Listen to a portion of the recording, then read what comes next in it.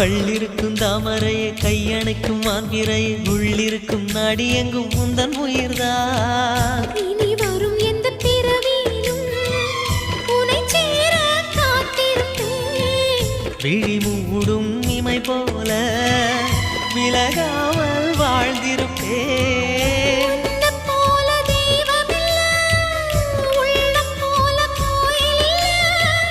தினந்தோறும் அர்ச்சனைதான், எனக்கு வேறு வேலை இல்லை. நன்றி சொல்ல உனக்கு வார்த்தை இல்லை எனக்கு, நான் தான் மயங்குறேன். என்னுடைய மனச தந்துவிட்ட பிறகும் ஏம்மா கலங்குற